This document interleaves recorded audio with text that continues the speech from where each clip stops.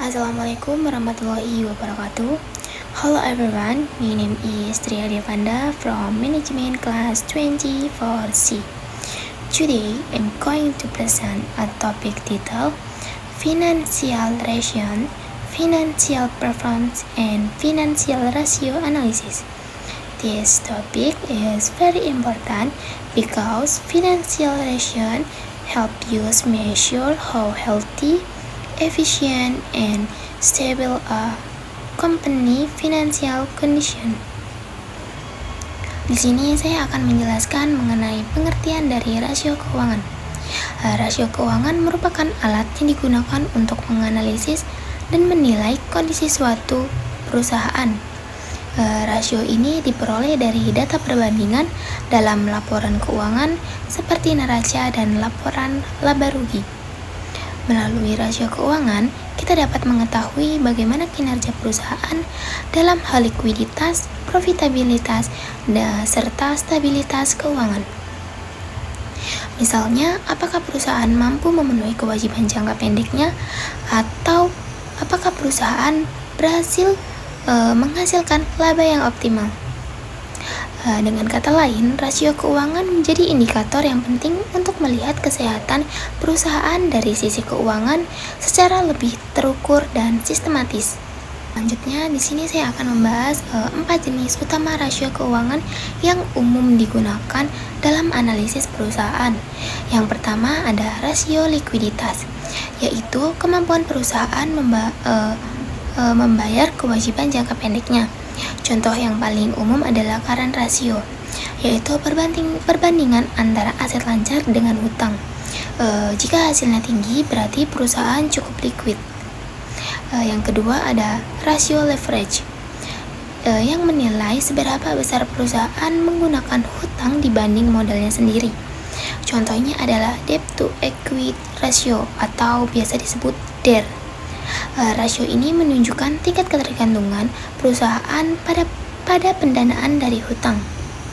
Yang ketiga ada rasio profitabilitas, yaitu untuk melihat kemampuan perusahaan menghasilkan laba. Contohnya net profit margin, yaitu laba bersih dibandingkan penjualan. Jadi gini, semakin tinggi margin, maka semakin efisien perusahaan dalam mengelola biaya dan memperoleh keuntungannya. Yang terakhir ada rasio aktivitas, yaitu yang menilai efisiensi perusahaan dalam memanfaatkan asetnya untuk memperoleh pendapatan. Contoh umumnya adalah total asset turnover, yaitu penjualan terhadap total aset. Dengan mengenali keempat rasio ini, kita dapat melihat kinerja keuangan dari berbagai sisi. Selanjutnya, hubungan rasio keuangan dan kinerja keuangan. Rasio keuangan memiliki hubungan yang sangat erat dengan kinerja keuangan perusahaan. Ketika nilai rasio menunjukkan tanda-tanda yang baik, hal ini menandakan kondisi keuangan yang sehat, baik dari segi kemampuan perusahaan membayar hutang, menghasilkan laba, maupun menggunakan asetnya secara efisien. Sebaliknya, jika hasil rasio rendah, hal itu menunjukkan adanya masalah dalam struktur keuangan dan operasional pengelolaan. Contohnya, current ratio yang terlalu rendah menunjukkan perusahaan berpotensi mengalami kesulitan likuiditas. Oleh karena itu, analisis rasio tidak hanya digunakan untuk mengetahui kondisi perusahaan saat ini, tetapi juga memprediksi kinerja perusahaan di masa yang akan mendatang. Jadi, kesimpulan dari materi yang saya jelaskan di atas, rasio keuangan adalah alat penting untuk memahami dan menilai kondisi keuangan perusahaan.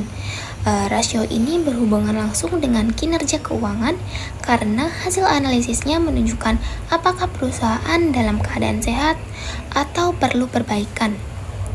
Dengan melakukan analisis rasio keuangan secara tepat, perusahaan dapat mengambil keputusan strategi, meningkatkan efisiensi, serta menjaga kepercayaan investor dan kreditor. Jadi, analisis rasio keuangan bukan hanya angka, tetapi menjadi dasar pengambilan keputusan dalam dunia bisnis dan investasi. Thanks all for my presentation about financial relation, financial performance, and financial ratio analysis.